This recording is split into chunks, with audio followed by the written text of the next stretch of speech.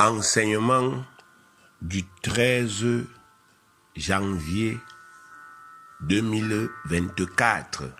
Titre: Comment se dévouer entièrement au Seigneur?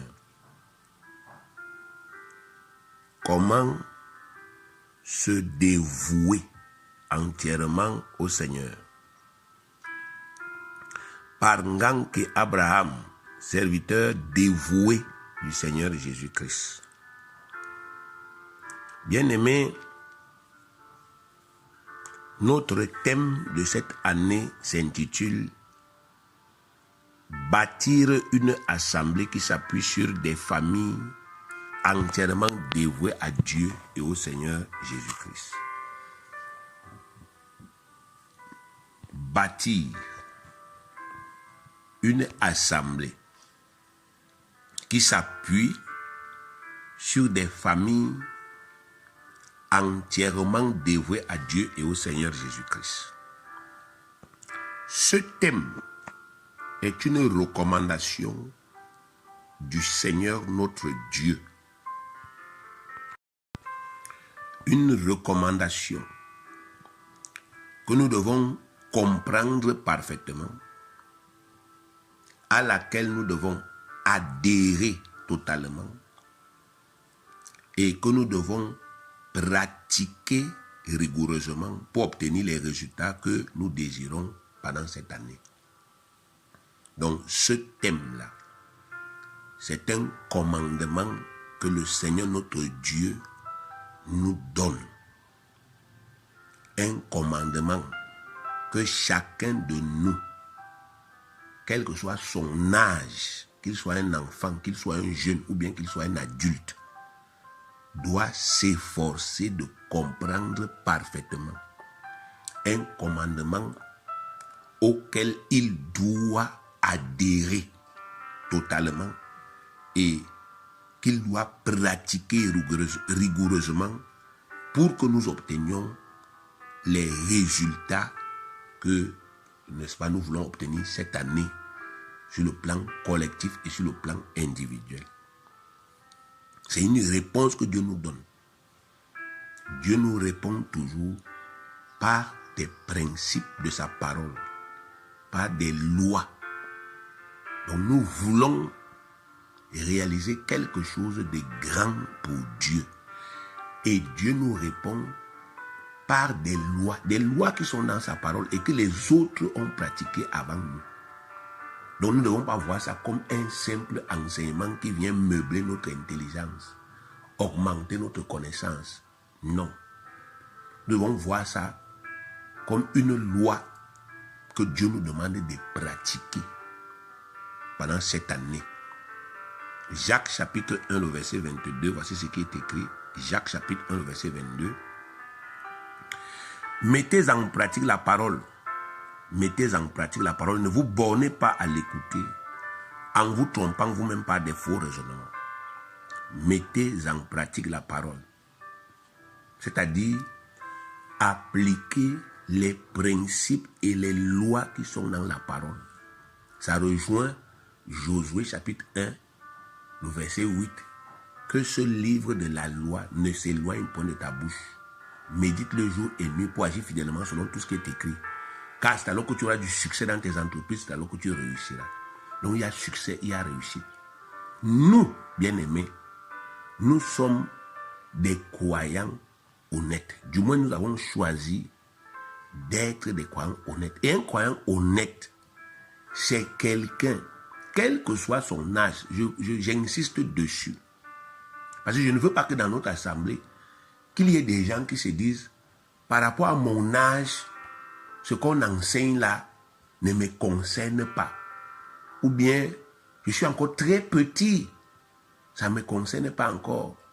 Ou bien, je suis déjà très vieux, ce n'est pas pour moi, ce sont les jeunes qui doivent faire. Ce genre de raisonnements-là, ce n'est pas des raisonnements honnêtes. C'est des raisonnements, bien aimés, qui sont tordus. Nous devons savoir que, quel que soit notre âge, nous pouvons avoir le succès avec Dieu dans cette vie. Les jeunes ont leurs ambitions. Les enfants même nos petits-enfants là, ils ont déjà leurs ambitions. Les adultes ont leurs ambitions. Même les vieux, vous qui êtes déjà les vieux âgés dans l'église, vous avez aussi vos ambitions. Vous avez vos désirs. Et vous tous là, vous devez savoir que si quelqu'un veut la réussite, il veut le succès dans ses ambitions, alors il doit marcher selon les lois de Dieu.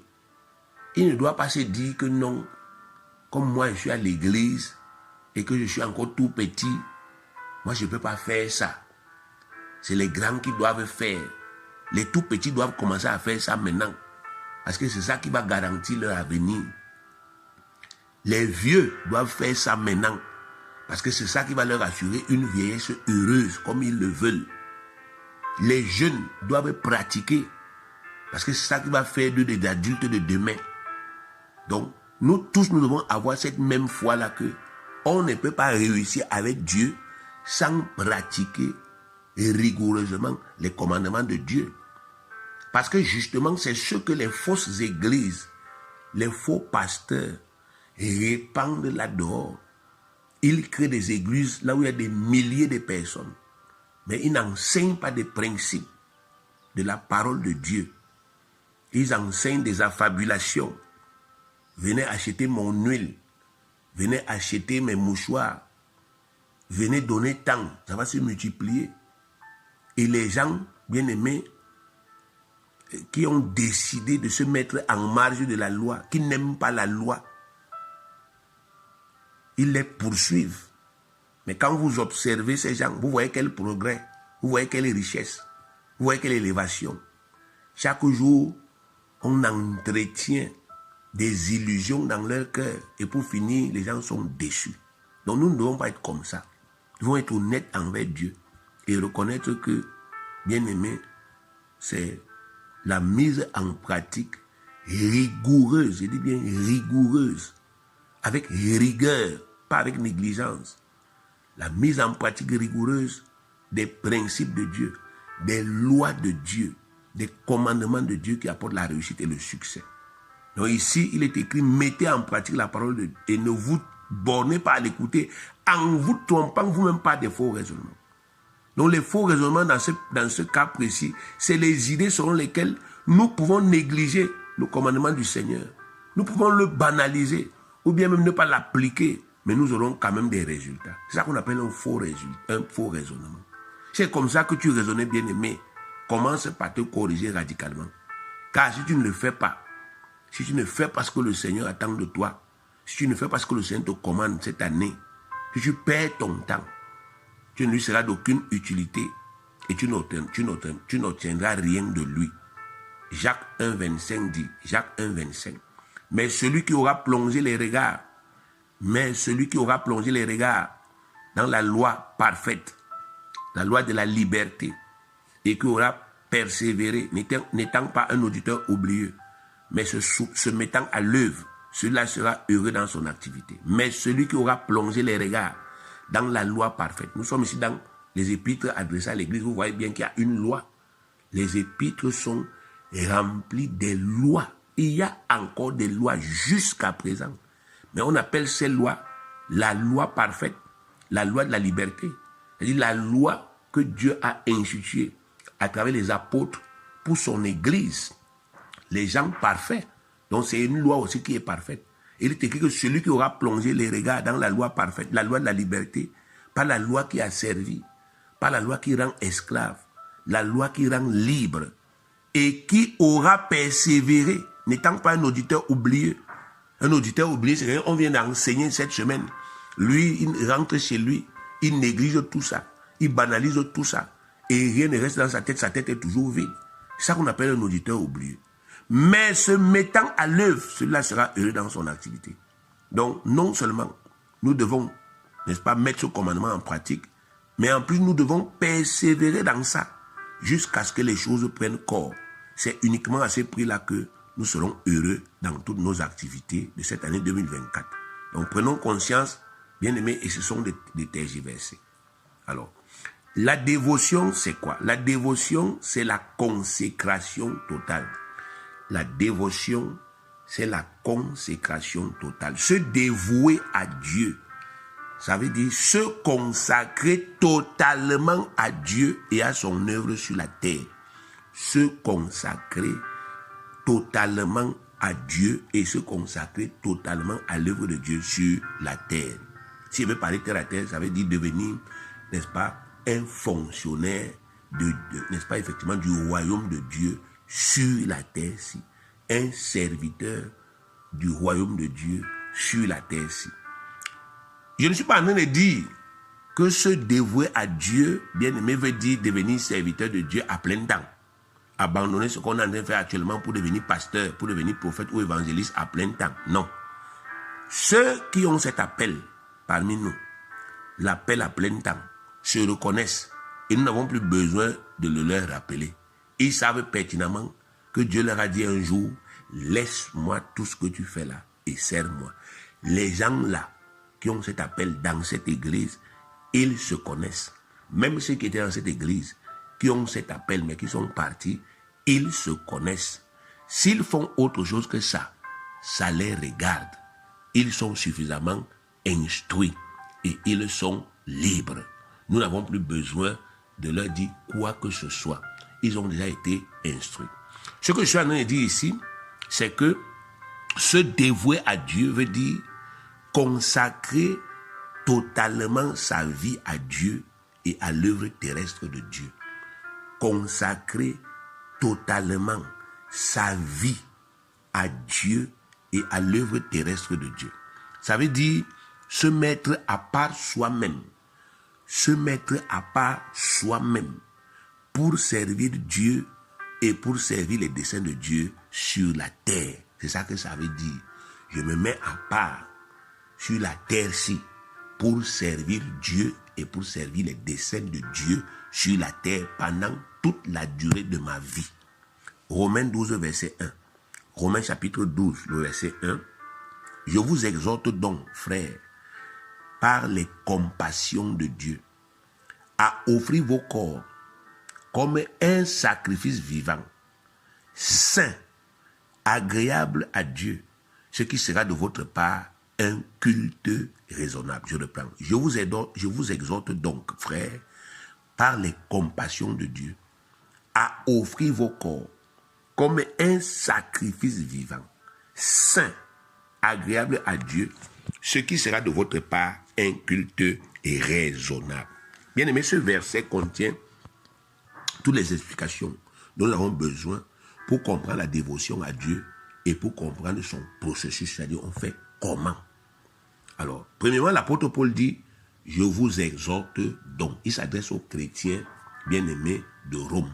Il dit, je vous exhorte donc. Exhorter, bien-aimé, veut dire encourager. Ça veut dire inciter. Ça veut dire pousser. Donc, le rôle de l'homme de Dieu est de vous encourager à vous dévouer au Seigneur. C'est de vous inciter et de vous pousser à le faire. C'est tout à fait normal, car le diable a rempli les cœurs des enfants de Dieu de toutes sortes de craintes par rapport à la vie. Les enfants de Dieu craignent qu'en se dévouant totalement à Dieu, leur propre vie soit négligée. Ils craignent qu'en se dévouant entièrement à Dieu, leur projet de vie ne se réalise point. Ils ont peur qu'en se dévouant à Dieu, Dieu change les plans qu'ils ont déjà arrêtés dans leur cœur pour leur propre vie. C'est de ça qu'il est question. Donc aujourd'hui, les gens ont peur de se consacrer entièrement à l'œuvre de Dieu, de se consacrer entièrement à Dieu et à son œuvre. Il y a les craintes, donc ils ont besoin d'être encouragés. C'est pour ça que les apôtres doivent encourager les gens.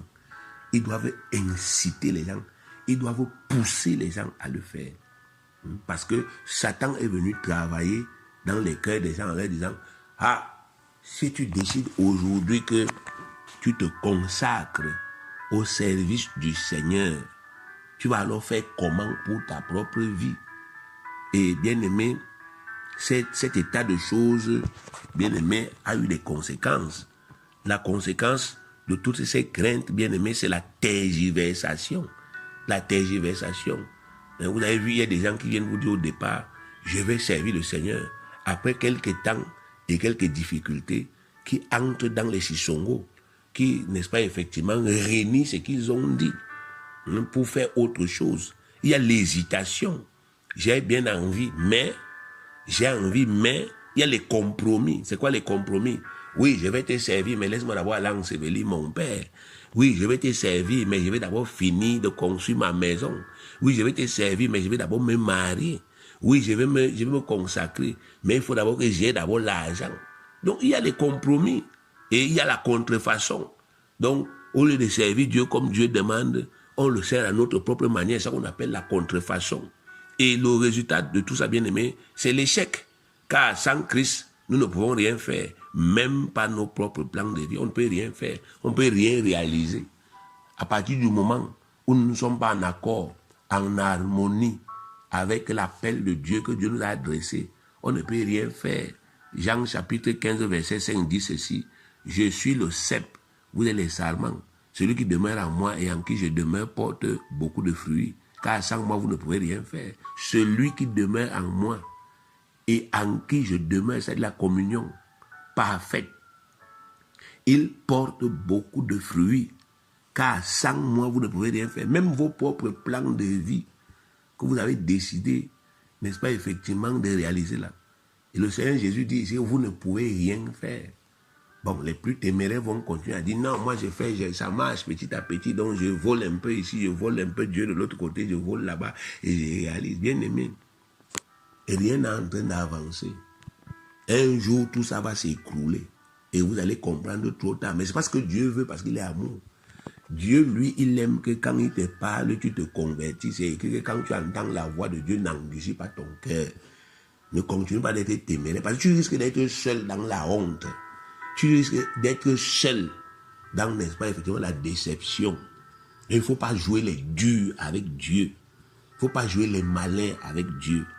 C'est Dieu qui commande les cieux et la terre. Il est le souverain. Il n'y a personne. Je vous ai déjà dit ça. Et je continue de vous dire, le message de cette année, dans le sous-thème, la Bible dit que c'est Jésus qui nous donne. Personne ne peut aller arracher quelque chose de la main de Jésus. Et vous ne pouvez pas être en inadéquation avec l'appel de Dieu, avec les commandements de Dieu, et vous obtenez le bonheur promis par Dieu. La Bible dit dans Proverbe 10, 28 que c'est la bénédiction de l'Éternel qui enrichit, il a fait sur d'aucun chagrin. Si Dieu ne bénit pas, ce que vous faites là, vous faites ça pour rien. Et vous serez dans la confusion. Puisque vous êtes les appelés, vous êtes le peuple de Dieu, vous avez besoin d'être instruits. Et vous avez besoin d'être honnête. Si vous, qui êtes les enfants de Dieu, vous commencez par être malhonnête, quel est le message que vous allez répercuter? Quand les gens vont vous voir dehors, ils vont vous voir vivre d'une certaine manière, mais ils vont se dire que c'est possible. Et c'est ce qu'ils vont se dire, ils vont se dire c'est possible. Que quand Dieu t'appelle, c'est possible de biaiser. C'est possible d'être faux. Et quand on va leur demander, mais vous vous appuyez sur eux, dire, mais voilà tel qui va à l'église. Il est même pasteur. Il est même apôtre. Il est même évangéliste. Mais voilà comment il vit, voilà comment elle vit. Donc, moi, je m'appuie sur ce que je vois. Et c'est ainsi que vous serez une occasion de chute pour beaucoup. Donc, il faut que nous devenions honnêtes. Sans Jésus-Christ, on ne peut rien faire sur la terre. On est obligé. On est obligé de se soumettre à Jésus-Christ. On est obligé. Si quelqu'un pense autrement, il est libre. Mais nous, on va toujours insister. Parce que le diable a beaucoup travaillé dans les cœurs. Afin que beaucoup parmi nous pensent qu'ils peuvent biaiser avec le Seigneur, avec les lois de Dieu et réussir. Alors que c'est faux. Nous ne voulons pas que les gens s'égarent. Ce n'est pas un hasard, bien aimé, que ce soit les apôtres qui ont reçu le rôle, la mission d'inciter les brebis à se dévouer au Seigneur. Ce n'est pas un hasard. En effet, qui mieux que ceux-là même qui ont vu de leurs yeux la puissance de Dieu à l'œuvre pour transformer des vies de façon exponentielle pourrait encourager le peuple? Qui mieux que ceux-là qui ont dévoué en premier leur vie au Seigneur et qui ont vu sa grâce surabonder dans leur vie pourrait encourager les autres? Seuls les apôtres le pouvaient, parce qu'ils étaient les témoignages vivants de la fidélité de Dieu envers ceux qui se dévouent entièrement à lui. Seuls eux avaient et étaient la preuve vivante que celui qui se dévoue à Dieu ne peut jamais être déçu de quelque manière que ce soit par ce Dieu-là. Acte 4, verset 34, la partie A. Acte des Apôtres, chapitre 4, le verset 34, la partie A. Car il n'y avait parmi eux, parmi les apôtres, aucun indigent. Aucun indigent. Il n'y avait pas de pauvres. Il n'y avait aucun pauvre parmi les apôtres, les premiers apôtres. Aucun. Pourtant, ces apôtres-là ont tout abandonné pour servir Dieu à plein temps. La logique voudrait qu'au fur et à mesure que le temps passe, ils deviennent plus pauvres parce qu'ils ont tout abandonné. Tout ce qui pourrait leur donner l'argent, ils ont abandonné. Mais on constate qu'il n'y avait parmi eux aucun pauvre. Mais par contre, Judas, qui, n'est-ce pas, effectivement, avait était le bandit de la bande. Il était le malhonnête. Celui qui avait commencé déjà à voler. Parce qu'il se disait qu'on ne sait jamais. Il dit, Jésus peut me décevoir demain. Donc, il commençait déjà à voler et à acheter ses terrains. Alors que le Seigneur ne lui avait pas dit de le faire. Mais c'est lui qui a fini dans la misère. C'est lui qui a fini dans la mort. Une fois encore, ici, la parole nous montre qu'on ne peut pas tromper Dieu. On ne peut pas biaiser avec Dieu. Judas était malhonnête. Il était dans l'église, on enseignait. Mais ça entrait dans une oreille, ça sortait de l'autre côté. Et lui, il s'est dit, je ne peux pas me soumettre à cette histoire. Je n'abandonne pas tout. Comme j'ai tout abandonné là. Ça veut dire que je dois me servir. S'il ne me donne pas, j'arrache. Et on a vu là où ça l'a conduit, bien aimé. Seuls les gens qui se sont déjà dévoués entièrement au Seigneur et qui ont des preuves tangibles de sa fidélité envers eux peuvent communiquer cette même foi aux autres. Lisons le psaume 37, verset 25. Psaume 37, verset 25. J'ai été jeune, c'est David qui parle. J'ai été jeune, j'ai vieilli. Et je n'ai point vu le juste abandonner ni sa postérité mendiant son pain. J'ai été jeune, j'ai vieilli. Je n'ai jamais vu le juste abandonné. Je n'ai pas vu un type, on dit, il a été juste envers Dieu. Il a été juste envers la parole de Dieu. Il a été juste envers le peuple de Dieu. Il a été juste envers l'œuvre de Dieu. Et le voilà qui est abandonné. Il ne s'en sort pas. Ou bien encore, voilà ses enfants qui sont les mendiants aujourd'hui. Il dit, je n'ai jamais vu. Et David a vécu pratiquement 100 ans. Donc, il dit, en 100 ans, je n'ai pas vu, en pratiquement 100 ans sur la terre, si moi je n'ai pas vu ça. Donc, ça veut dire que, bien aimé, aujourd'hui, nous devons prendre conscience qu'il y a des gens qui se sont consacrés à Dieu et qui ont vu la fidélité de Dieu. Ces gens-là, ils ont le droit de nous inciter. L'apôtre Paul fait partie des gens qui ont tout abandonné pour servir Dieu. Il a vu la fidélité de Dieu et c'est lui qui incite, n'est-ce pas, les Romains à se consacrer à Dieu. Faites donc confiance aux apôtres et cessez de tergiverser. Cessez d'être sages à vos propres yeux. Cessez d'être des petits malins, des petits rusés. Croyez et agissez comme les apôtres vous encouragent à le faire. Vous ne serez pas déçus. 2 Chroniques 20-20. 2 Chroniques 20-20 dit ceci. Le lendemain, il se mit en marche de grand matin pour le désert de Tekoa. À leur départ, Josaphat, c'est le roi, Josaphat se présenta et dit, « Écoutez-moi, Judas et habitants de Jérusalem. Confiez-vous en l'Éternel, votre Dieu, et vous serez affermis. Confiez-vous en ses prophètes et vous réussirez. » Regardez le mot réussite. Il dit, confiez-vous en ses prophètes et vous réussirez. Vous pouvez enlever prophète ici, vous menez homme de Dieu. Confiez-vous aux hommes de Dieu et vous réussirez. Confiez-vous aux apôtres de Dieu et vous réussirez. Il parle de réussite. Donc vous devez apprendre à faire confiance aux hommes que Dieu a placés devant vous. Les hommes qui ont fait confiance à Dieu. Et Dieu a honoré la confiance qu'ils lui ont faite. Vous avez des preuves que ces hommes sont des hommes de Dieu. Parce que vous avez déjà vu avec vos propres yeux comment ils vous ont rendu ministère. On a fait des choses dans vos vies. Des choses que vous ne pouviez pas faire. L'apôtre Paul dit qu'on a sémé dans vos vies des biens spirituels. Vous avez vu avec vos propres yeux les effets du travail que nous avons fait dans vos vies. Donc ça doit vous inciter à avoir confiance aux directives que nous vous donnons. Vous ne devez pas être dans notre assemblée, mais vous êtes nos ennemis cachés. Vous êtes, n'est-ce pas, effectivement, nos adversaires. Et vous travaillez à contrer, à aller contre ce que nous donnons comme directive. À ce moment-là, bien-aimé, Dieu vous traitera comme il a traité Saphira et son mari Ananias. Et nous ne souhaitons pas ça. Alors, après avoir encouragé, il est dit que l'apôtre Paul a dit, par les compassions de Dieu. Donc, après avoir dit, je vous exhorte donc, il a ajouté, par les compassions de Dieu. Alors, donc, je vous exhorte donc, par les compassions de Dieu. La compassion, bien aimé, c'est un sentiment d'amour profond. Il dit bien profond, qui permet à Dieu de percevoir notre peine, de percevoir notre peine, de se mettre à notre place, de ressentir notre souffrance et qui le pousse à faire quelque chose pour nous en délivrer. C'est ce qu'on appelle la compassion.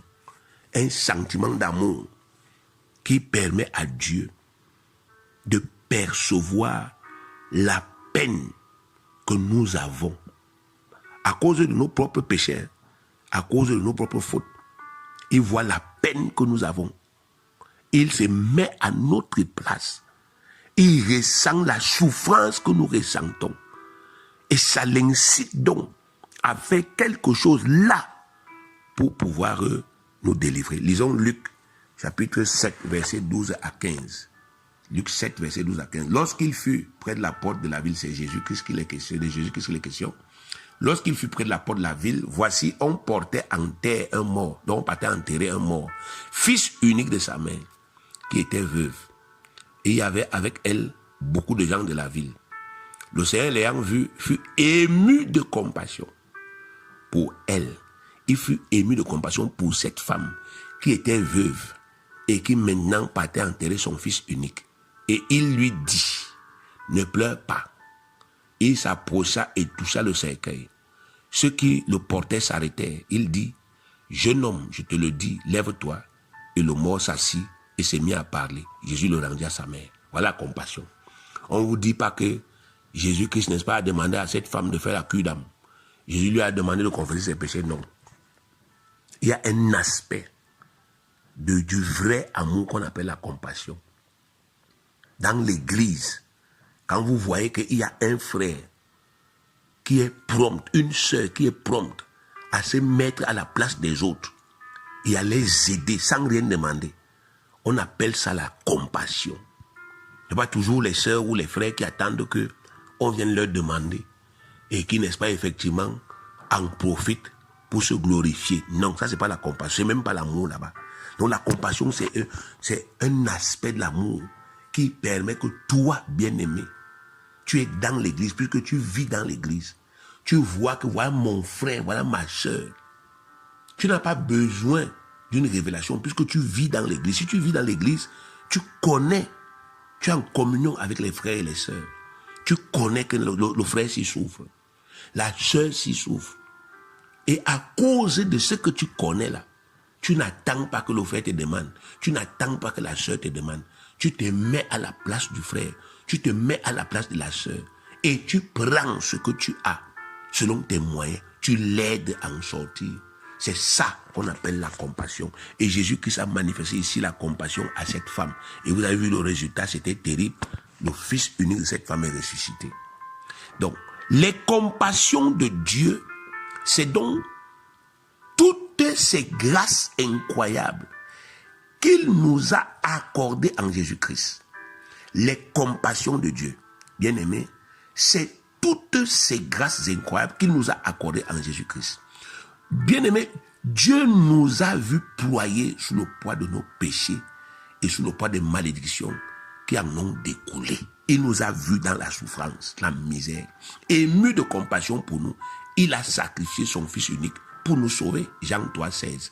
Car Dieu a tant aimé le monde qu'il a donné son Fils unique, afin que quiconque croit en lui ne périsse point, mais qu'il ait la vie éternelle. Dieu a tant aimé ta vie, il a tant aimé ma vie, qu'il a sacrifié son Fils unique. Il nous a vus dans la boue, dans la saleté, la malédiction, la faiblesse, les liens. Il a dit non, je ne peux pas. Il s'est mis à notre place. Il a dit non, je sacrifie Jésus. Il a accepté que son fils unique souffre et meurt à notre place. Toutes les peines que nous devions souffrir à cause de nos péchés, il a mis ça sur son fils. Toutes les douleurs, j'ai dit toutes les douleurs, les angoisses, les troubles, les peines que nous devrions souffrir à cause de nos péchés, que nous méritions de souffrir, il a mis ça sur son fils. Ésaïe 53, verset 4 à 8. Cependant, ce sont nos souffrances qu'il a portées. C'est de nos douleurs qu'il s'est chargé. Et nous l'avons considéré comme puni, frappé de Dieu et humilié. Mais, verset 5, il était blessé pour nos péchés, brisé pour nos iniquités. Le châtiment qui nous donne la paix est tombé sur lui et c'est par ses meurtrissures que nous sommes guéris. Nous étions tous, verset 6, errants comme des brebis. Chacun suivait sa propre voie. Et l'Éternel a fait retomber sur lui l'iniquité de nous tous. Il a été maltraité et opprimé. Il n'a point ouvert la bouche. Semblable à un agneau qu'on met dans la boucherie, à une brebis muette devant ceux qui l'attendent, il n'a point ouvert la bouche. Il a été, verset 8, enlevé par l'angoisse et le châtiment. Et parmi ceux de sa génération, qui a cru qu'il était retranché de la terre des vivants et frappé pour les péchés de mon peuple? Donc, l'expression par les compassions de Dieu, ça veut dire à cause de tout le bien que Dieu vous a fait par compassion, à cause de tout l'amour de Dieu qui s'est manifesté dans vos vies par le salut de vos âmes, la délivrance, la guérison, la protection, le pardon de tous vos péchés, l'effacement de toutes vos malédictions, la nouvelle naissance, la puissance du Saint-Esprit en manifestation dans vos vies, la provision à tous vos besoins vitaux jusqu'à présent, le soutien multiforme de Dieu dans vos vies et par la vie éternelle.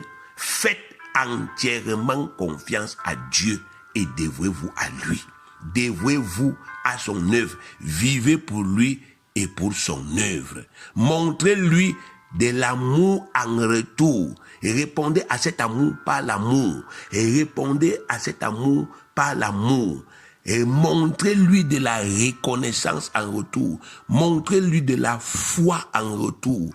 En vous consacrant à lui et à son œuvre. Afin qu'il ait à travers vous des hommes, des femmes et des enfants totalement acquis à sa cause. Des gens dont il est sûr. Des gens sur qui il pourra s'appuyer pour continuer à vivre sur la terre et à donner la vie aux morts. C'est ce qu'il attend de vous, bien-aimés. Dire que par les compassions, n'est-ce pas effectivement, de Dieu. Par les compassions de Dieu. Donc l'apôtre dit, peuple de Dieu, né de nouveau, par les compassions de Dieu. Par les compassions de Dieu.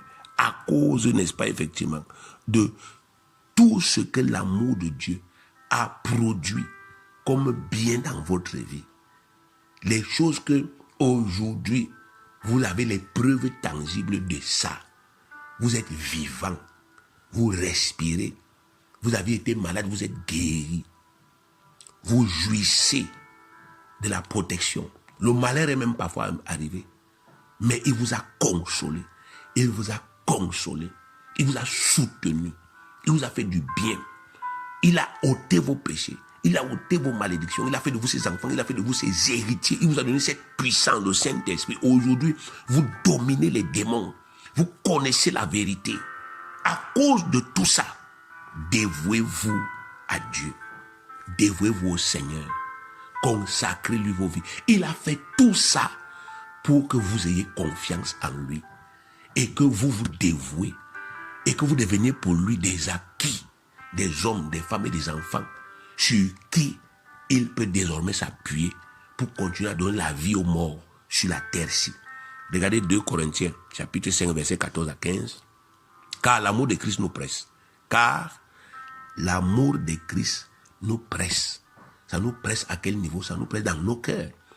Le cœur est le siège de l'amour. Si dans ton cœur, bien-aimé, rien ne te presse, mais tu es vide. Tu n'as pas d'amour. Si c'est tes petits calculs que tu fais, il faut que j'ai ma maison et que les gens ne disent pas que je suis pauvre, il ne faut pas qu'on voit que voilà. Mais tu es vide. Bien-aimé, tu es vide. Si c'est ça ta vie, j'ai dit que tu es vide. Tu as tes petits calculs de rien du tout. Tu arrives ici, on te parle de la gloire. Mais toi, bien-aimé, dans ton cœur, tu es animé par des bas calculs. Il faut que je me marie, il faut que tu es prêt à tout pour ça. Tu es vide, tu es un échec. Tu es indigne de l'amour que Dieu t'a manifesté, de la gloire que Dieu, n'est-ce pas, t'a donné. Oui. Il dit dans ton cœur, car l'amour de Christ nous presse. L'amour que j'ai pour Christ. Si j'ai de l'amour pour le Christ qui allait à la croix pour moi, cet amour me presse dans mon cœur. Parce que nous estimons que, il n'y a pas le mot si, nous estimons que un seul est mort pour tous, tous donc sont morts. C'est une conclusion. Un seul est mort pour tous, tous donc sont morts. Verset 15. Et qu'il est mort pour tous, afin que ceux qui vivent ne vivent plus pour eux-mêmes, mais pour celui qui est mort et ressuscité pour eux. Voilà, bien-aimé. Christ n'a pas fait le sacrifice de sa vie pour que nous continuions à vivre à notre église, comme on veut, comme on pense. Il est venu dans la puissance pour que, n'est-ce pas, effectivement, on puisse de plus en plus mal vivre. On puisse de plus en plus vivre comme des bœufs qui ne sont pas attelés. Non, jamais. Si c'était ça le but, il ne se serait jamais sacrifié. Personne ne peut sacrifier sa vie pour que les bénéficiaires de ce sacrifice vivent comme bon leur semble, avec les bienfaits qui en ont découlé. Jamais. Vous ne pouvez pas faire un sacrifice aujourd'hui, n'est-ce pas, effectivement, pour un frère ou pour une sœur, afin que le frère prenne ce sacrifice-là pour aller faire ce qu'il veut avec. Vous allez dire jamais de la vie. Vous allez refuser. Même certaines personnes ont sémé à l'église. Ils ont dit, j'avais donné ça pour qu'on achète les chaises. Comme on n'a pas acheté les chaises, ils maugréent dans leur cœur. Ils critiquent, ils maudissent même. Il y a des gens qui font ça, bien aimé. Donc ça prouve que Christ ne s'est pas sacrifié pour que, effectivement, nous utilisons maintenant les retombées de ce sacrifice-là pour faire ce que nous voulons, comment nous voulons, sans tenir compte de sa volonté. Jamais. On doit défendre ses intérêts, on doit vivre pour lui. On ne doit plus marcher comme on veut. Éphésiens 4, 17. Voici donc ce que j'ai dit, ce que j'ai déclaré dans le Seigneur, c'est que vous ne devez plus marcher comme les païens qui marchent selon la vanité de leurs pensées. Vous ne devez plus marcher comme les païens. Les païens marchent selon la vanité de leurs pensées. Ils vivent pour l'argent, ils vivent pour le sexe, ils vivent pour le plaisir, ils vivent pour les ambitions terrestres. Dieu dit que ce n'est pas comme ça que vous devez marcher. Vous n'êtes plus des païens. Vous étiez ça hier. Maintenant, vous appartenez. Vous êtes la propriété de Christ. Vous n'êtes pas libre. Il vous a racheté, donc il vous a payé. Il a payé. Vous étiez vendu comme ça sur le marché.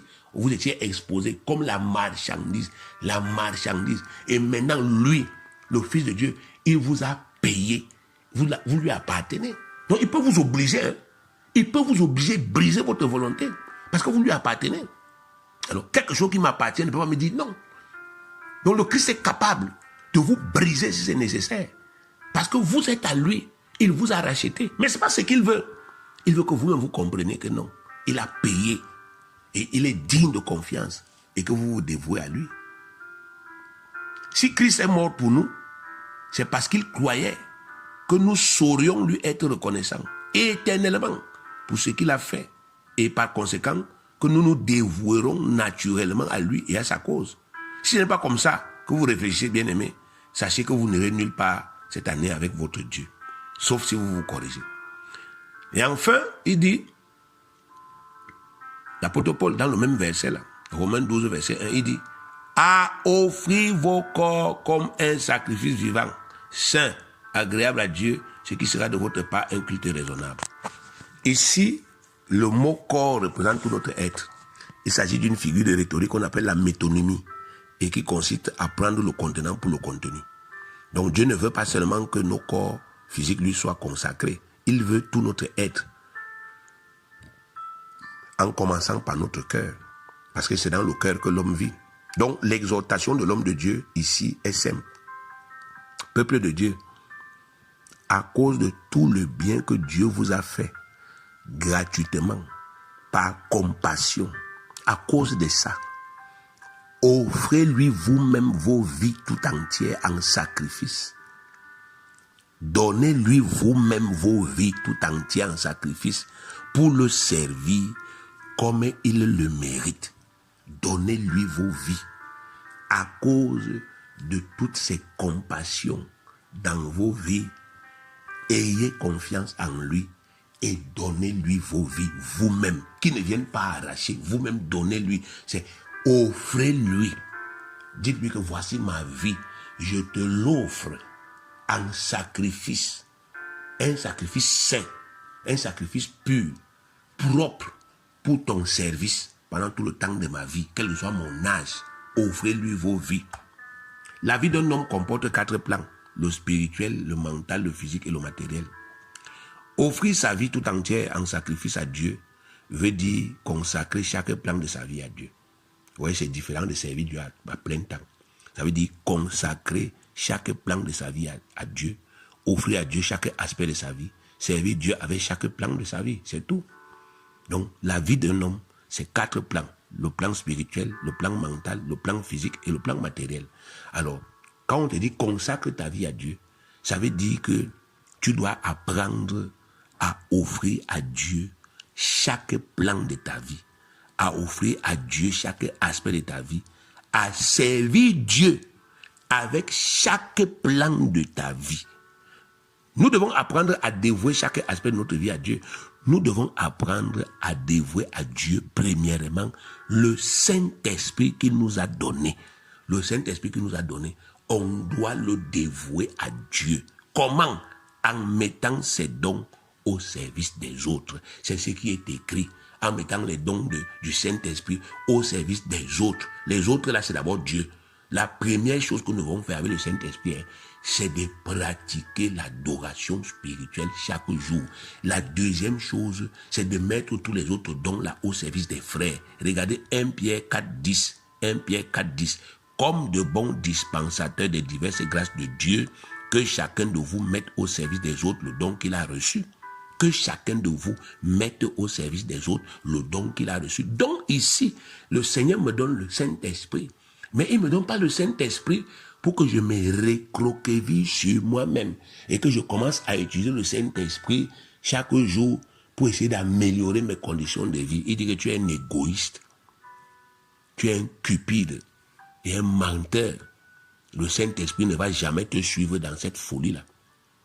Mais il me donne le Saint-Esprit pour que je commence à utiliser le Saint-Esprit pour lui, pour l'adorer, en parlant en une nouvelle langue, en me disciplinant, pour faire monter chaque jour, par le Saint-Esprit, des paroles d'adoration, des paroles qui bénissent le cœur de Dieu, des paroles, n'est-ce pas, effectivement, qui manifestent sa gloire. Et mon Saint-Esprit a une utilité. Que je mette cet esprit-là, les dons de cet esprit au service des frères. Que je sois capable de pratiquer, n'est-ce pas, effectivement, les principes de Dieu pour être le prophète que les frères attendent. La prophétesse dont l'Église a besoin. Que les gens ne soient plus dans la confusion alors qu'il y a le prophète, alors qu'il y a la prophétesse. Que j'ai pris sans attendre même que les gens me posent la question, parce que j'ai des questions, parce que j'ai la compassion. J'ai pris pour les gens et je suis prophète et Dieu me parle, il dit, dis à tel que je mette ma capacité d'évangéliste au service des gens. Ma capacité, n'est-ce pas, de pasteur au service des gens. Ma capacité, bien aimée, apostolique au service des gens. Sans attendre que j'impose les mains, je guérisse les gens. Que j'apporte la guérison. J'apporte la santé. J'apporte le réconfort par le Saint-Esprit. C'est ça, servir Dieu, bien aimé. Nous devons apprendre à dévouer notre cœur à Dieu. Comment? 1. En l'aimant plus que toute autre chose et en gardant ses commandements dans notre cœur. On a dit la vie d'un homme, c'est 4 plans. Il y a l'esprit. On vient de voir comment consacrer son esprit à Dieu. Comment, n'est-ce pas, dévouer son esprit à Dieu. Maintenant, nous sommes en train de voir l'âme. L'âme qui est le siège des pensées, des sentiments. Mon cœur, bien aimé, doit servir Dieu. Comment? Mais la première fonction du cœur, c'est d'aimer. Donc, je dois commencer par aimer Dieu avec mon cœur. C'est Matthieu 22, verset 37 à 38. Jésus lui répondit, tu aimeras le Seigneur ton Dieu. C'est un ordre, tu aimeras le Seigneur ton Dieu de tout ton cœur, de toute ton âme et de toute ta pensée. C'est le premier et le plus grand commandement. Donc je dois apprendre à aimer Dieu dans mon cœur. Dieu n'est pas une idée. Dieu est la personne suprême qui m'a donné d'être une personne. C'est Dieu qui m'a créé. C'est Dieu. Mon cœur doit apprendre à aimer Dieu et à aimer aussi mon prochain, la personne que Dieu a placée à côté de moi, l'être humain que Dieu a aussi placé à côté de moi, que vivait ensemble. Je dois apprendre à aimer Dieu et à aimer mon prochain. C'est comme ça qu'on utilise son cœur pour servir Dieu. À aimer Dieu, l'amour de Dieu. L'amour est un puissant catalyseur, bien-aimé. Quand il y a l'amour dans le cœur, des choses se passent naturellement. Donc je dois apprendre ça. Je dois aussi apprendre à garder ses commandements. Regardez, 1 Jean 5, 3. Car l'amour de Dieu consiste à garder ses commandements et ses commandements ne sont pas pénibles. Je dois apprendre à garder les commandements. Voilà un commandement que Dieu nous a donné pour ce début d'année. Mais depuis que Dieu m'a parlé, bien-aimé, moi, je m'efforce de garder ça dans mon cœur. Et je m'efforce de vous aider à être conscient de cela. Je n'ai pas fait que j'ai enseigné et puis bon, c'est fini. J'ai dit à Dieu, bon papa, j'ai déjà rempli ma mission, j'ai enseigné. Bon maintenant, bénis-moi. Non! Non seulement j'ai enseigné, mais je continue à travailler pour vous amener à une pleine compréhension. Pour que ça reste vivant dans vos cœurs. Et que vous alignez vos pensées sur cet enseignement. Et que vous soyez bénis. Donc on ne peut pas simplement dire j'aime Dieu. Dieu dit que si tu m'aimes, garde mes commandements. Donc tu dois apprendre à garder les commandements que Dieu te donne dans ton cœur. C'est ça l'utilité du cœur. Tant que cette parole de Dieu, bien-aimé, les commandements du Seigneur, tant que les commandements du Seigneur là sont dans nos cœurs, tant que ces commandements sont dans nos cœurs, et tant que cet amour est dans notre cœur, bien-aimé, ils nous préserveront des péchés contre Dieu. Il n'y a pas 36 solutions. Regardez le psaume 119, le verset 11. Psaume 119, verset 11. Je sais ta parole dans mon cœur, afin de ne pas pécher contre toi. C'est pour cela qu'ils s'en sont sortis. Donc David dit ici que je sais ta parole dans mon cœur. Ça suppose qu'il y a toujours quelqu'un qui veut arracher. Il y a toujours quelqu'un qui veut voler. Il y a toujours quelqu'un qui veut enlever ça. Mais David a dit non, je sais ça fortement pour qu'il n'enlève pas. Et c'est pour cela que j'évite de pécher contre toi. Donc nous devons apprendre à le faire. Nous devons apprendre à dévouer nos corps, les corps que nous avons ici, à Dieu. Afin que nos corps soient des temples saints pour son esprit. Que nous soyons permanemment en bonne santé. Et que nous ayons la force physique nécessaire pour le servir pendant longtemps. Dieu veut que nous le servions pendant longtemps. Imaginez-vous si nous commençons à gâter nos propres corps. Si nous commençons à traiter nos corps n'importe comment, on mange n'importe comment, on boit n'importe comment, on n'entretient pas nos corps, mais on va se rendre nous-mêmes malades, handicapés, de telle sorte que, bien aimé, à un certain moment, malgré le fait que nous serons encore sur cette terre, on ne pourra plus le servir. Physiquement, on sera faible. Très tôt, on sera impuissant. On ne pourra plus faire les choses de Dieu comme il faut que Dieu, comme Dieu attend que nous le fassions.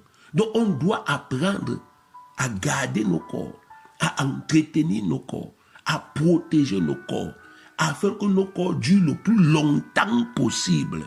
Parce que c'est le corps qui est la partie physique de l'homme.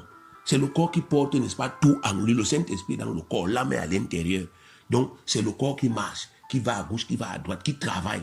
On doit, n'est-ce pas, l'entretenir en sachant que lui, il est un instrument entre les mains du Seigneur. Regardez 1 Corinthiens 6, 19. Ne savez-vous pas que votre corps est le temple du Saint-Esprit qui est en vous, que vous avez reçu de Dieu et que vous ne vous appartenez point à vous-même? Galates chapitre 6, verset 17, Galates 6, 17, que personne désormais ne me fasse de la peine, car je porte sur mon corps les marques de Jésus. Imaginez-vous si Jésus lui-même n'avait pas de corps. Il allait porter nos péchés dans quoi? Et si Jésus avait gâté son corps, le moment de nous sauver, on a trouvé que son corps est gâté, ça ne peut plus sauver. Non, il s'est préservé. Nous devons aussi apprendre à préserver nos corps. 1 Corinthiens 9, 27. 1 Corinthiens 9, 27. Mais je traite durement mon corps. Je traite durement mon corps.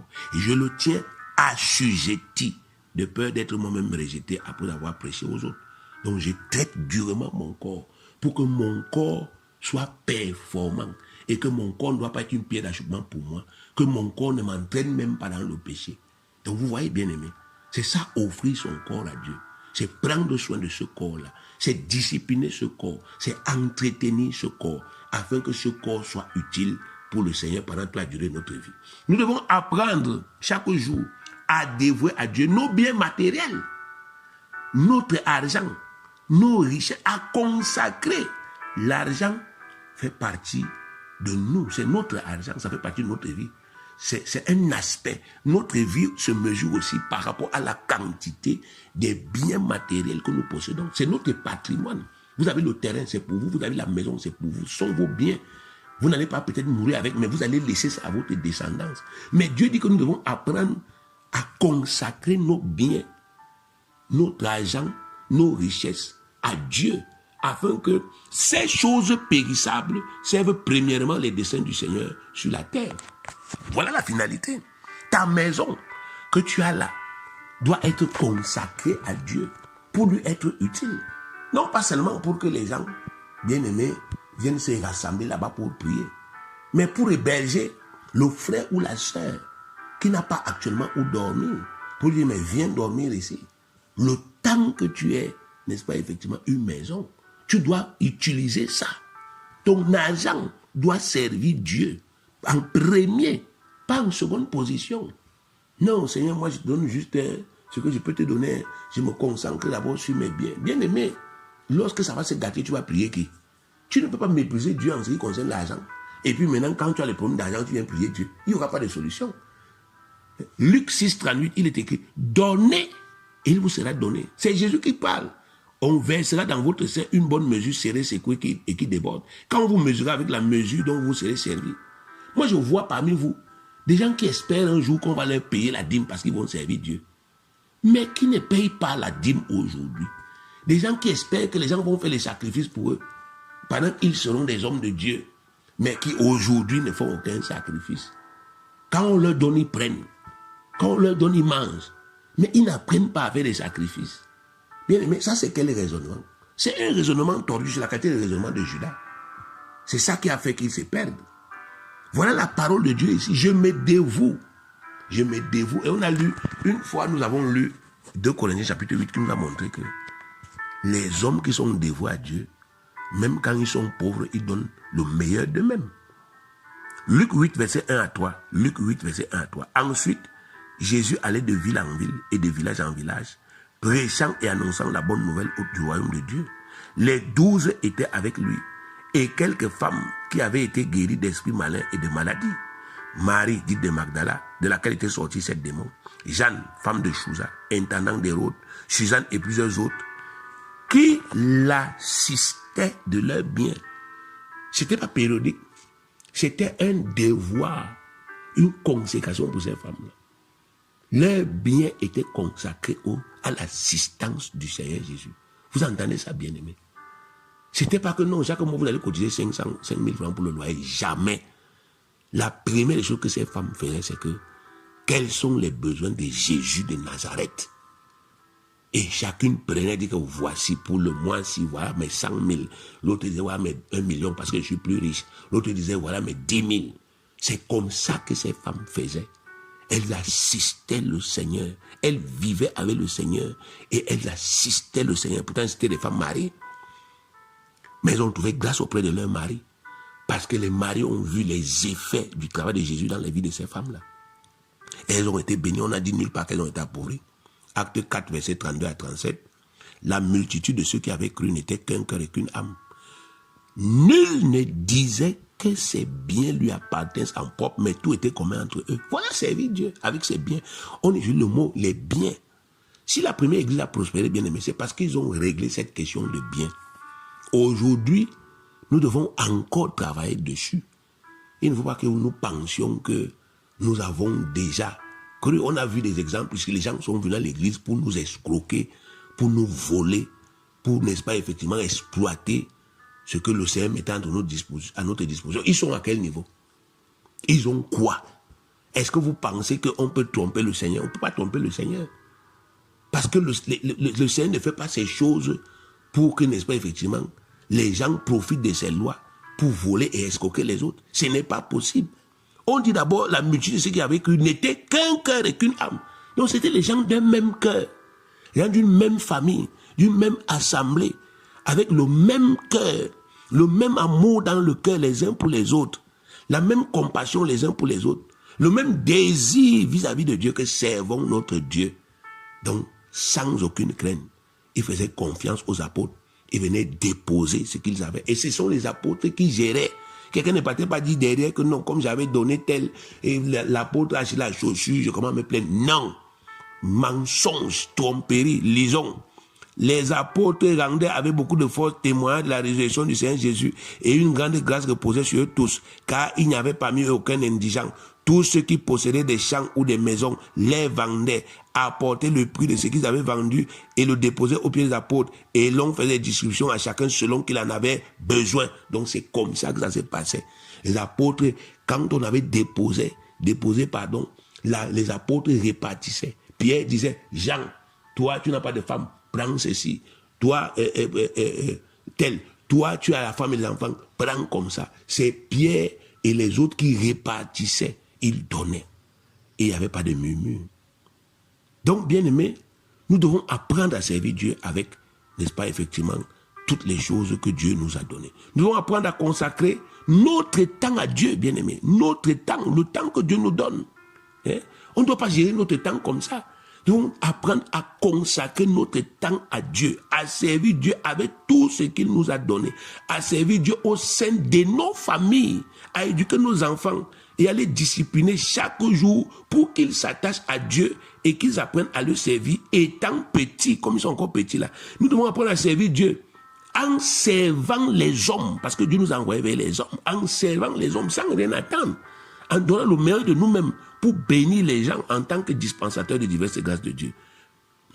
Plus nous le ferons, plus nous serons pour Dieu des instruments puissants qu'il pourra utiliser à son gré pour accomplir ses desseins terrestres. Et le bénéfice que nous, on va donc en tirer, c'est que Dieu, bien-aimé, va accomplir des choses inimaginables pour nous combler de tout, n'est-ce pas, de toutes ces grâces et de tous les plans de notre vie. Dieu, si un aspect de votre vie, c'est Dieu, bien-aimé, Dieu va combler l'aspect là. Si votre cœur, c'est Dieu, ça aime Dieu, Dieu va combler votre cœur. Votre maison, c'est Dieu. Ma maison ne peut pas être vide, bien-aimé. Ma maison, je le proclame, je suis le témoin vivant. Ma maison ne peut pas être vide. Parce que moi, ma maison, nous servons le Dieu vivant sur la terre. Ma vie ne peut pas être vide. Parce que je sers ce Dieu avec mon cœur, avec mon corps, avec mon âme, avec mes biens, avec ma famille. J'ai fait mes efforts. Mon temps, c'est pour lui. Tout ce que j'ai, c'est pour lui. Je ne peux pas. Je ne pourrai jamais. Quelqu'un ne va jamais s'arrêter comme ça. Un jour, il dit, oh, voilà, alors le pasteur Ngang qui est là, qui trime. Jamais, bien aimé. Au grand jamais. Satan n'aura jamais cet honneur. Il le sait. Il n'aura jamais cette gloire sur la terre. Tout ce que les méchants souhaitent contre moi, c'est déjà voué à l'échec. Et ça ne s'accomplira jamais. Dieu est à l'œuvre dans ma vie. Et il ne permettra jamais que je sois déçu. Vous savez que, n'est-ce pas, il y a eu une persécution, quand vous lisez Actes des Apôtres, chapitre 8, il y a eu une persécution terrible à Jérusalem, le jour où on a tué Étienne. On vous dit que Philippe a été obligé de fuir, mais en fuyant, il servait Dieu, parce qu'il était dévoué. Lisons Actes 8, versets 4 à 8. Ceux qui avaient été dispersés allaient de lieu en lieu, annonçant la bonne nouvelle de la parole. Philippe étant descendu dans la ville de Samarie, il prêcha le Christ. Les foules tout entières étaient attentives à ce que disait Philippe lorsqu'elles apprirent et virent les miracles qu'il faisait. Car des esprits impurs sortis de plusieurs démoniaques en poussant des grands cris, et beaucoup de paralytiques et de boiteux furent guéris. Verset 8. Et il y eut une grande joie dans cette ville. Quelqu'un qui avait été affligé, qui avait tout perdu, on dit qu'il a donné la joie aux gens dans une ville, alors qu'il était devenu sans domicile fixe. Il avait son sac au dos avec sa charrette là où il y avait ses matelas et tout ça. Il fuyait avec sa femme et ses enfants. Mais on vous dit qu'il a prêché. Toute une ville s'est convertie là-bas le jour-là. Et regardez ce que Dieu a fait pour lui. Acte chapitre 8, verset 26 à 29.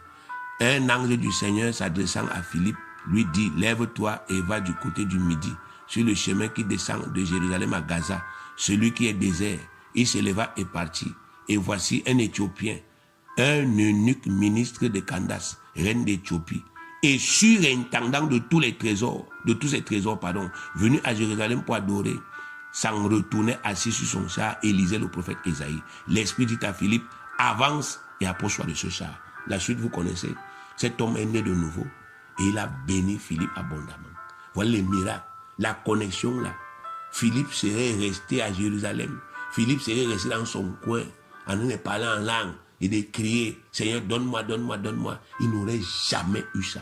C'est quand il a décidé d'agir comme un homme consacré à Dieu, malgré le malheur qui lui est arrivé, de continuer à mettre son temps, de continuer à mettre ses talents, son esprit, ses dons au service de Dieu et des gens.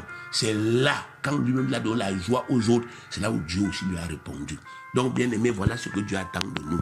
Que chacun de nous, aujourd'hui, bien-aimés, prenne acte de cela et que Dieu lui-même vous amène à une pleine conviction. Parce que si Dieu ne le fait pas, je ne sais pas qui peut le faire. Que Dieu vous amène à une pleine conviction.